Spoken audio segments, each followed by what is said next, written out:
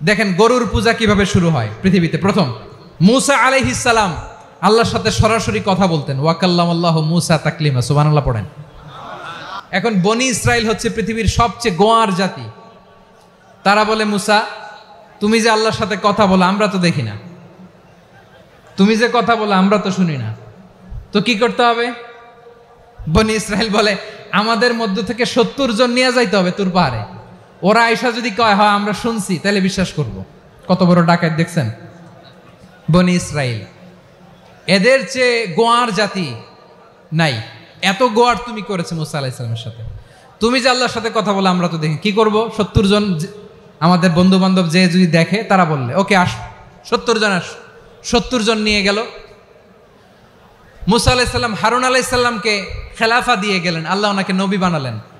মূসা আলাইহিস সালাম বললেন, হারুন খবরদার বনি ইসরাইলের মধ্যে তাওহীদের বাণী প্রচার করবা, ঐক্য ধরে রাখবা, বিচ্ছিন্ন হতে দিবা না। চলে গেছে। এইদিকে বনি ইসরাইলের এক দুষ্ট লোক ছিল, নাম সামিরি। কি নাম? সামিরি। সে সবাইরে বলল তোমাদের স্বর্ণগুলো ফালাও। স্বর্ণগুলো ফেললো। বনি ইসরাইলের স্বর্ণগুলোকে গলিয়ে সে একটা গরুর বাচ্চা বানালো। গোবৎস। কিসের বাচ্চা? দেখেন গরুর পূজা কিভাবে শুরু হয় পৃথিবীতে। প্রথম গোবৎস পূজা, গরুর বাচ্চার পূজা কিভাবে। সে স্বর্ণ গলি গরুর বাচ্চা করে, জিবরাইল আলাইহিস সালাম যে জমিনে এসেছিলেন, ওই ফেরেশতার পায়ের নিচের একটু মাটি সে বুদ্ধি করে প্যাকেটে রেখে দিছিল। সে গরুর বাচ্চা বানায় স্বর্ণ দিয়ে গলিয়ে ওই মাটি এটার মধ্যে ঢুকাই দিছে বেলকি দেওয়ার জন্য। স্বর্ণ দিয়ে বানানো গোবৎস গরুর বাচ্চার গায়ে যখন সেই মাটি ছুঁড়ে দেয়া হলো, এখন বাছুরের ভেতর থেকে ভ্যাঁ ভ্যাঁ আওয়াজ আসতেছে। কি আসতেছে? সবাই তো অবাক। সামিরি বলে, আরে তোমরা যে 70 জন দিয়ে মূসা আলাইহিস সালামরে পাঠাইছো, ওইদিকে এত ঘুরতেছে, আল্লাহরে খুঁজে পায় না, আল্লাহ তো এটার ভিতরে ঢুকছে। নাউজুবিল্লাহ বলবেন না? তোমরা যে 70 জন দিয়ে পাঠাইলা, 70 জন নিয়ে মূসা আলাইহিস সালাম খালি ঘুরতেছে, আল্লাহরে পায় না। পাবে কেমনে? আল্লাহ তো, নাউজুবিল্লাহ, এটার ভিতরে সেজদা দাও। এই সেজদা দিয়ে গেল। আল্লাহর নবী হারুন আলাইহিস সালাম বললেন, খবরদার, এটা সুস্পষ্ট শিরক। আল্লাহ সব গুনাহ মাফ করে, শিরকের গুনাহ মাফ করে না। খবরদার, তোমরা থামো। কে শোনে কার কথা? হারুন আলাইহিস সালাম বললেন, খবরদার, এই শিরকি কাজে তোমরা সংযুক্ত হয়ো না। তোমাদেরকে কি মনে নাই আমার ভাই মূসা আলাইহিস সালাম কি বলছে? আল্লাহ শিরক মাফ করে না। খবরদার, শিরক করো না, আল্লাহরে ভয় করো। হারুন আলাইহিস সালাম তাদেরকে বুঝালেন, শিরক করো না, আল্লাহরে ভয় করো। শুধু এতটুকুই তিনি বুঝালেন, দাওয়াতি কাজ পালন করলেন, কিন্তু প্রতিরোধ করেন নাই, সশস্ত্র সংগ্রামে লিপ্ত হন নাই, বাধা দেন নাই। কারণ গৃহযুদ্ধ বেঁধে যেতে পারে। উনি ভাবলেন, আমি যদি আমার বাহিনী নিয়ে দাওয়াত দেওয়ার সাথে সাথে প্রতিরোধ করি, আক্রমণ করি, ওরাও আমারে আক্রমণ করবে, ব্লাডশিড হবে, রক্তপাত। এমন অবস্থা হবে বনি ইসরায়েলের মধ্যে, যেটা হয়তো আমার ভাই মূসাও কন্ট্রোল করতে পারবে না। সুবহানাল্লাহ কইবেন না? এক একজন নবীকে আল্লাহ তাআলা কি ইন্টেলেক্ট দিয়ে পাঠিয়েছেন। তিনি ভাবলেন, আমি দাওয়াতি কাজটাই করি, এটা যে হারাম এটা থেকে শুধু বারণ করি, কিন্তু প্রতিরোধ না করি। আমি যদি ঐক্য ধরে রাখতে পারি, বাকিটা আমার ভাই সামলে নেবে। সুবহানাল্লাহ। হারুন আলাইহিস সালাম প্রতিরোধ করলেন না। বনি ইসরায়েলের মধ্যে গৃহযুদ্ধ বেঁধে যাওয়ার আশঙ্কায় প্রতিরোধ করলেন না, আক্রমণ করলেন না, শুধু দাওয়াত দিলেন। ইন দ্য মিন টাইম মূসা আলাইহিস সালাম আল্লাহর সাথে কথা বলে যখন ফিরে আসলেন, দেখলেন বনি ইসরায়েলের অধিকাংশ লোক মুশরিক হয়ে গেছে। মুশরিক হয়ে গেছে। মূসা আলাইহিস সালাম রেগে গেলেন। রেগে প্রথমে বনি ইসরায়েলদেরকে অ্যাটাক না করে ভাইয়ের দাড়ি ধরলেন। হারুন আলাইহিস সালামের দাড়ি আর চুল। মেজাজি নবী ছিলেন। হারুন, তুমি কি করলা? তোমারে কি দায়িত্ব দিয়ে গেলাম, তুমি কি করলা? তুমি থাকতে বনি ইসরায়েল কেমন করে শিরকের কাজে নিমজ্জিত হয়ে যায়? সাইয়েদনা হারুন আলাইহিস সালাম বললেন, ইন্নী, কোরআন সাক্ষী, কোরআন থেকে কোট করছি, ইন্নী খাশিতু আন তাকুলা ফাররাকতা বাইনা বনি ইসরাঈলা ওয়া লাম তারকুব কওলি। ও আমার ভাই, আমার দাড়ি ধরবেন না, আমার মারবেন না। আমি ভয় করেছি, আমি ভয় পেয়েছি, না জানি আপনি বলেন তুমি কেন খাশিতু আন তাকুলা ফাররাকতা বাইনা বনি ইসরাঈল। আপনি এসে আমারে যদি বলেন তুমি কেন ঐক্য ধরে রাখলে না, কেন মারামারি হলো, কেন রক্তপাত হলো, তোমারে কি এই দায়িত্ব আমি দিয়ে দিয়েছিলাম? আমার কথার দিকে কি তুমি ভ্রুক্ষেপ করো নাই? আমি যে বলছি তাওহীদের বাণী প্রচার করবা আর ঐক্য ধরে রাখবা, আমার কথা কি শোনো নাই? আপনি আমারে ধমকাবেন, এই জন্য আমি প্রতিরোধ করি নাই, আক্রমণ করি নাই, গৃহযুদ্ধ আটকানোর জন্য, কিন্তু আমি দাওয়াত দিয়েছি। সুবহানাল্লাহ পড়েন। ঐক্য ধরে রেখেছেন। মুসা আলাইহিস সালাম মুহূর্তেই সামিরীকে আক্রমণ করলেন, অ্যাটাক করলেন, শাস্তি দিলেন। মুহূর্তেই ওই গোবৎস গরুর বাছুরকে ভেঙে চুড়ে মেসাকার করে সাগরের মধ্যে ভাসিয়ে দিলেন। পুরো বনি ইসরায়েলকে আবার তাওহীদের উপর প্রতিষ্ঠিত করলেন। পড়েন সুবহানাল্লাহ। এই ঘটনা থেকে শিক্ষা কি? শিক্ষা হচ্ছে আপনি শিরকের আড্ডাখানা দেখলেও বৃহৎ স্বার্থে তাওহীদের দাওয়াত দিবেন, প্রয়োজনে আপনি ঐক্য নষ্ট করবেন না। সুবহানাল্লাহ পড়বেন না? তাহলে ঐক্যের গুরুত্ব বেশি না কম? বলেন, আওয়াজ করে বলেন। ওয়াতাসিমু বিহাবলিল্লাহি জামিআ, আল্লাহর রশিকে আঁকড়ে ধরো। ওয়ালা তাফাররাকু, তোমরা বিচ্ছিন্ন হয়ো না। পেকুয়ার ভাইয়েরা আওয়াজ করে বলেন তো, আদেশটা কার? এখন বলেন, আমাদের ঐক্যবদ্ধ জীবনের দরকার আছে না নাই? এই যে ডক্টর মোহাম্মদ ইউনূস আমাদের লিডার, উনি যে আমাদেরকে জাতীয় ঐক্যের আহ্বান জানিয়েছে, ওনার আহ্বানে আমাদের সাড়া দেওয়ার দরকার আছে না নাই? রাজনীতিবিদদের যে ডাকছে, খুশি লাগে নাই আপনার? আলেমদের ডাকছে, খুশি লাগে নাই? আলহামদুলিল্লাহ বলবেন না? আলহামদুলিল্লাহ, সবাইকে ডেকেছে, ঐক্যবদ্ধ করেছে। আমরা ঐক্যবদ্ধ থাকতে চাই, আমরা ঐক্যবদ্ধ জীবন চাই, আমরা আর কাদা ছড়াছড়ি করতে চাই না। রাজি আছেন সবাই? এখন আমরা যদি ঐক্য নষ্ট করি, আমাদের কি কি সমস্যা, কি ক্ষতি, কি কুফল? অনৈক্যের কুফল কি? কয়েকটা কুফলের কথা বলে শেষ করব। প্রিয় ভাইরা, what are the drawbacks and disadvantages of division, social and political division in the society, disunity? আমরা যদি বিচ্ছিন্ন হই, একে অপরের যদি মারামারি করি, একজন যদি আরেকজনের কাফের ফতোয়া দেয়, আমাদের কি ক্ষতি? এক নাম্বার ক্ষতি হচ্ছে, আমরা যদি বিচ্ছিন্ন হই, আমাদের শক্তি কমে যাবে, আমাদের পাওয়ার আমরা হারাবো। আমাদের কি হারাবো? পাওয়ার। মনে রাখবেন, যখন আমি একা থাকি তখন আমি ব্যক্তি, যখন আমরা সবাই মিলি তখন আমরা শক্তি। এই শক্তি নিয়ে আমাদের সামনে এগিয়ে যাওয়ার দরকার আছে না নাই? তাহলে আমরা যদি নিজেরা বিরোধে লিপ্ত হই, আমাদের ক্ষমতা, পাওয়ার ছুটে যাবে। আমরা এই পাওয়ার হারাতে চাই না, ঠিক কিনা বলেন? রব্বুল আলামিন ঠিক তাই বললেন। রব্বুল আলামিন বললেন, খবরদার, ওয়াতিউল্লাহ ওয়া রাসূলাহু ওয়া লা তানাযাউ ফাতাফশালু ওয়া তাযহাবা রিহুকুম ওয়াসবিরু ইন্নাল্লাহা মা'আস সাবিরিন। আল্লাহর আনুগত্য করো, নবীর আনুগত্য করো, কিন্তু খবরদার নিজেরা বিরোধে লিপ্ত হয়ো না, নিজেরা মারামারি করো না, তাহলে তোমাদের শক্তি কমায় দিবে কে? ফাতাফশালু, তোমরা সাহস হারাবা, ওয়া তাযহাবা রিহুকুম, তোমাদের শক্তি কমে যাবে, পাওয়ার কমে যাবে। তাহলে আমরা যদি নিজেরা মারামারি করি, আমরা নিজেরা যদি বিচ্ছিন্নতায় লিপ্ত হই, আমরা যদি মতানৈক্য করি, তাহলে আমাদের শক্তি কমে যাবে, ঠিক কিনা? আমরা শক্তি কমাবো। আচ্ছা, ছোট্ট একটা বাঁশের কঞ্চি যদি আপনারা দেয়, পায়ের মধ্যে ধাক্কা দিয়ে ভাঙতে পারবেন না? এরকম বাঁশের কঞ্চি যদি 20টা একসাথে জোড়া লাগায় দেয়, ভাঙতে পারবেন? কথা বোঝে নাই মনে হয়। চিকন একটা বাঁশের কঞ্চি দিলে ভাঙা যাবে না? এরকম চিকনই 20টা বাঁশের কঞ্চি একসাথে লাগাই দিলে ভাঙতে পারবেন? কারণ যখন আমি একা থাকি তখন আমি ব্যক্তি, যখন আমরা সবাই মিলি তখন আমরা শক্তি। আমরা যেন শক্তি না হারাই। আমরা বিরোধে লিপ্ত হলে আমাদের শক্তি কমে যাবে। এই হচ্ছে 1 নম্বর ডিসঅ্যাডভান্টেজ। 2 নম্বর ডিসঅ্যাডভান্টেজ হচ্ছে, আমরা নিজেরা বিরোধে লিপ্ত হলে অন্যরা আমাদের মাথায় কাঁঠাল ভেঙে খাইতে সুবিধা হয়। কথা বোঝেন নাই? আমরা যদি বিরোধে লিপ্ত হই, তাহলে পরাশক্তিগুলোর সুবিধা, তখন আমাদের কাউকে দিতে হবে ট্রানজিট, কাউকে দিতে হবে সেন্ট মার্টিন, কাউকে দিতে হবে দেশের অর্ধেক। চিল্লায় বলো ঠিক কিনা? নিজেদের প্রবলেম সলভ করার ক্যাপাসিটি আমাদের আর থাকবে না। আমরা যদি বিরোধে জড়াই, আমার কলিজার টুকরা পেকুয়ার ভাইরা, আমরা বিরোধ করব না, আমরা বিচ্ছিন্ন হব না। নিজেরা বিরোধে জড়ালে পরাশক্তিগুলো আমাদের মাথায় কাঁঠাল ভেঙে খায়। তখন ভারতের পিছনে দৌড়াতে, আমেরিকার পিছনে দৌড়াতে আমাদের জুতার তলা ক্ষয় হইয়া যাইবে। নিজেদের প্রবলেম সলভ করা যাবে না। আমরা যদি অন্যের পিছনে না দৌড়াতাম আর এই বিরোধকে থামাতে পারতাম, বাংলাদেশ আজকে যেখানে আছে তার কমপক্ষে 50 গুণ সামনে থাকতো। চিল্লায় বলেন ঠিক কিনা?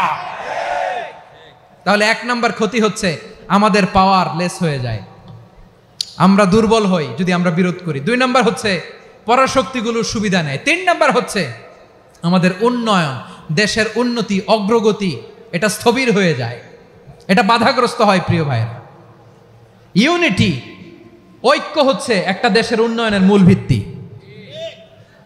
দুইজন কইছে ঠিক, এদিকে এখন কয়েকজন কইছে ঠিক। ঐক্য হচ্ছে একটা দেশের, জাতীয় ঐক্য হচ্ছে কোন দেশের উন্নয়ন অগ্রগতির মূল ভিত্তি, ঠিক কিনা বলেন? ইউনিটি অফ এ কান্ট্রি, এটা হচ্ছে একটা সাস্টেইনেবল ডেভেলপমেন্ট, সোশ্যাল স্ট্যাবিলিটির জন্য এটা অনেক গুরুত্বপূর্ণ। এজন্য বিরোধের কোনো স্থান আমরা দিব না, আমরা ঐক্যবদ্ধ থাকবো ইনশাআল্লাহ বলেন।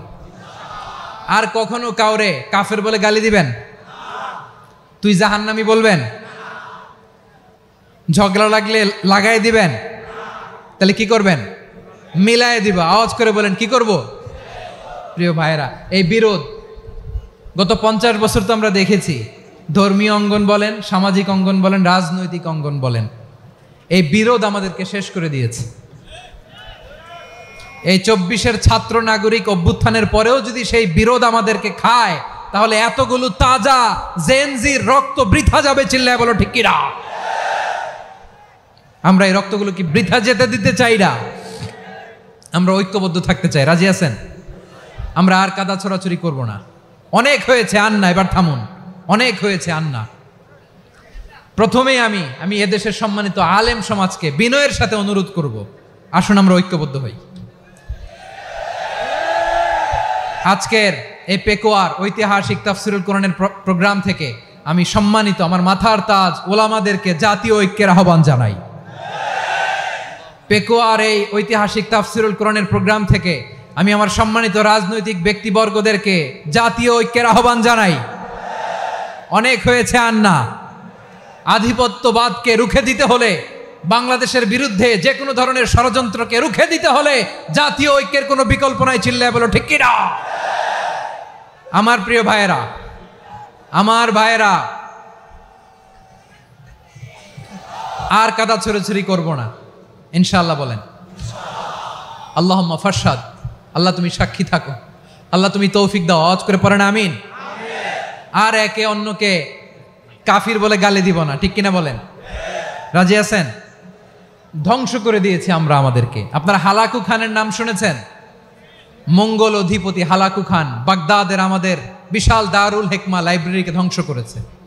10 লক্ষ মুসলমানদেরকে কচুকাটা করে গণহত্যা করেছে। জানেন, আমাদের সভ্যতা সূতিকাগারের কেন্দ্রবিন্দু ছিল বাগদাদ। ইরাকের বাগদাদে যেদিন সে রক্ত নিয়ে হোলি খেলা করে, রক্তের হোলি খেলা যেদিন হয়, ওই দিনও বাগদাদে বাহাস চলতেছিল। আমাদের বাহাস কি চলতেছিল? আপনাদের এলাকায় বাহাস আছে? এই প্রচলিত বাংলাদেশে যে বাহাস, এটার সাথে ইসলামের কোনো সম্পর্ক আছে? এই পর্যন্ত বাহাসের পরে পরাজয় বরণ করছে এরকম কোন দল আপনারা পাইছেন? আমি পাই নাই। প্রত্যেক দলই বাহাসের পরে সংবাদ সম্মেলন করে বলে, আমরা জয়লাভ করিয়াছি, ওনারা পালাইয়া চলিয়া গিয়াছেন। আছে না নাই? কারণ সত্য জানার জন্য, সত্য মানার জন্য আসে না তো, নিজের জ্ঞান জাহির করার জন্য বাহাস করে। বিপক্ষ দলের আলেমকে ছোট করার জন্য বাহাস করে। এই বাহাসের স্থান ইসলামে নাই। চিল্লায় বলো ঠিক কিনা? এই সমস্ত বাহাসের দিন শেষ। ঐক্যবদ্ধ হওয়ার বাংলাদেশ। প্রিয় ভাইরা, হালাকু খান সে দারুল হিকমা লাইব্রেরি জ্বালিয়ে পুড়িয়ে এই সব দামি দামি বইগুলো, আমাদের দামি দামি ঐতিহাসিক তুরাসি ক্লাসিক বইগুলোকে দজলা নদীতে ফেলেছে। পুরা দজলা নদী কালো হয়ে গিয়েছে। 10 লক্ষ মুসলমানকে গণহত্যা চালিয়ে এই রক্তের বন্যা যখন দজলা নদীর পানিতে মিশে গিয়েছে, দজলা নদীর পানি লাল হয়ে গিয়েছে। যেই দিন বাগদাদে গণহত্যা চলে, ওই দিনও বাগদাদে বাহাস চলতেছিল। কিসের বাহাস জানেন? মেসওয়াক, ডান মারি থেকে করা সুন্নাহ, এটা আমরা জানি। এখন কি উপরের মারি না নিচের মারি? বাহাসের বিষয়। এই বাহাস করবেন আপনারা? বিশ্ব যখন এগিয়ে চলেছে, আমরা তখন বসে বিবি তালাকের ফতুয়া খুঁজেছি কোরআন হাদিস চষে। তালাক ইসলামের অনেক গুরুত্বপূর্ণ অনুষঙ্গ। তালাক কোরআনের একটা সূরা। কিভাবে তালাক হবে না হবে আমাদের ফোকাহায়ে একরাম, আমাদের আকাবেররা সব বলে গিয়েছেন। সব জানা, আপনি হয় এটা মানবেন নয় ওইটা নিয়ে বাহাসের দরকার নাই, ওইটা নিয়ে মারামারির স্থান ইসলামে নাই। আওয়াজ করে বলেন ঠিক কিনা? এখন পেকুয়ার ভাইরা শেষ কথা বলি, আওয়াজ করে বলেন আমরা ঐক্যবদ্ধ হতে চাই কি চাই না? চান? এই যে আমি বিনয়ের সাথে আলেম সমাজকে জাতীয় ঐক্যের আহ্বান জানালাম, এটার সাথে আপনারা সংহতি প্রকাশ করেছেন? বিনয়ের সাথে আজকের এই পেকুয়ার ময়দান থেকে আমাদের রাজনৈতিক নেতৃবৃন্দদেরকে জাতীয় ঐক্যের আহ্বান জানাই, আপনারা সংহতি প্রকাশ করেছেন? এখন এটা রোড ম্যাপ কি, কিভাবে আমরা ঐক্য প্রক্রিয়াতে এগিয়ে যাব? শেষ কথা বলি, একেবারে সহজ। আমাদের ওলামা মাশায়েখদেরকে, আমার মাথার তাজ, তাদেরকে আমরা বলি, এই যে আমরা ঐক্যবদ্ধ হই নাই, আমরা কি বড় কিছু অর্জন করে ফেলছি? বলেন, আমরা কি খুব পাওয়ার সম্মানের জায়গায় আছি? খুব স্ট্রেংথের জায়গায় আছি? তো কিছুই তো নাই। আপনি ঐক্যবদ্ধ হইলে সমস্যা কোথায়? এমন তো না ঐক্যবদ্ধ না হওয়ার কারণে এতদিন আপনার অনেক কিছু ছিল, ঐক্যবদ্ধ হলে আপনি হারাবেন, এমন তো না। তো কিছুই যেহেতু আপনার নাই, আমার নাই, ঐক্যবদ্ধ হলে আমরা সমস্যা কোথায়? ঐক্যবদ্ধ হয়েই দেখি না, ঠিক কিনা? ঐক্যবদ্ধ হওয়ার দুইটা ওয়ে। রাজনৈতিক ঐক্য কিভাবে হবে? রাজনৈতিক সম্মানিত নেতারা ঠিক করবেন। আলেমরা কিভাবে ঐক্যবদ্ধ হবেন? শেষ কথা বলে শেষ করছি, খুব গুরুত্বপূর্ণ, this is the punching line. ঐক্য হবে দুইটা পদ্ধতিতে, একটা হচ্ছে কমন গ্রাউন্ড নিয়ে, বেসড অন কমন গ্রাউন্ড। যেমন ধরেন, আমরা নামাজ কায়েম করতে চাই, জামাত ইসলাম এই কথার উপর একমত আছে না নাই? নামাজ কায়েম হোক, একমত না জামাত ইসলাম? হেফাজত একমত না? ইসলামী আন্দোলন একমত না? তাবলীগের ভাইয়েরা একমত না? পীরের মুরিদেরা একমত না? আপামর তাওহিদি মুসলিম জনতা একমত না? তাহলে নামাজ কায়েম করতে হবে, নামাজ কায়েম করতে হবে এই কমন গ্রাউন্ডে আমরা সবাই একমত, ঠিক কিনা? যাকাত আদায় করতে হবে, সবাই একমত, ঠিক কিনা?